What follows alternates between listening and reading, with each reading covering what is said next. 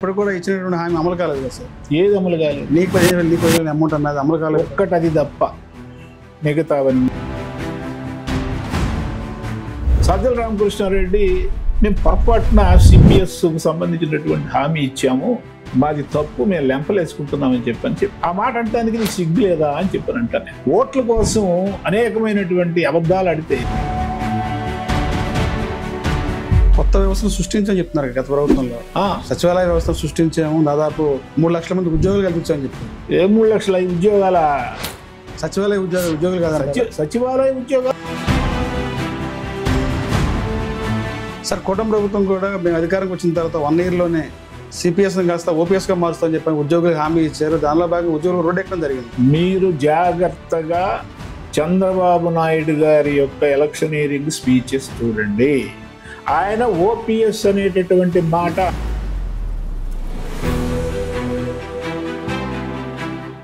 మా ప్రభుత్వం ఉన్నప్పుడు ఎవరు కనీసం రోడ్డుకి ఆందోళన చేసిన పరిస్థితి లేదు, అందరూ సంతోషంగా.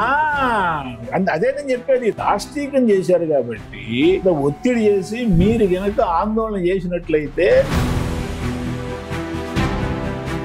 అంటే చంద్రబాబు నాయుడు గారి యొక్క వ్యూహం ఎలా ఉంటుందంటే,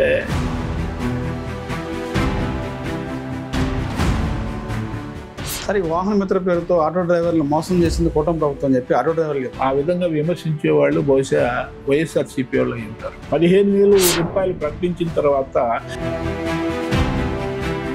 ఏ నాయకుడు కూడా శాసనసభకు రాకుండా నాకు ప్రత్యేకమైనటువంటి హోదా ఇస్తేనే వస్తాను, వచ్చింది 11 కదా, ముష్టి 11 వచ్చినాయి నీకు, జనాలు కొట్టారు. ఇన్ని సీట్లు రావాలనేది ఎక్కడ రాజ్యాంగం లేదనేది వైసీపీ వాదన. జగన్మోహన్ రెడ్డి ఏమన్నాడు, నీ దగ్గర నుంచి నేను 4 లాక్కుంటే నీకు ప్రతిపక్ష హోదా పోద్ది అన్నాడు. ఎందుకన్నాడు?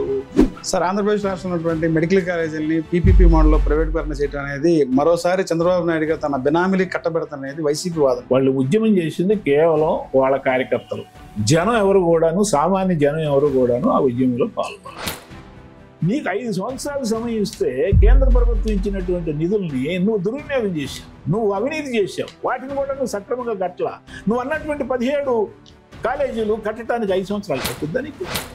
ఈ పాటికి పూర్తయిపోవాలని కొన్ని పునాదిలోనే ఉన్నాయి, కేవలం మనకి ఎన్నో సోవలు కనిపిస్తున్నాయి కొన్ని చోట్ల. పేదవాడికి వైద్య విద్య దూరం చేస్తారని వైసీపీ వాదన. వాళ్ళు దూరం చేశారు. కమ్యూనిస్ట్ పార్టీ వాళ్ళే పీపీపీ మోడల్లో పెట్టుకుంటుంటే ఇక్కడ కమ్యూనిస్ట్ పార్టీ లేదు, వ్యతిరేకిస్తున్నారు కదా. నీ సొంత చెల్లి బాలకృష్ణ అంటాం అట్ట పెట్టండి, నీ సొంత చెల్లి, వాడొక సైకోగాడు.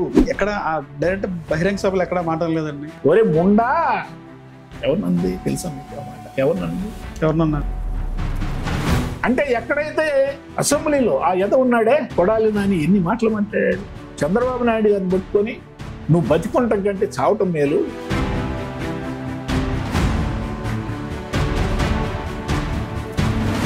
జగన్మోహన్ రెడ్డి ఆ విధంగా చేస్తున్నావు, నువ్వు తప్పు అని చెప్పి, నువ్వు కంట్రోల్లో ఉండని చెప్పాడా? చెప్పరా?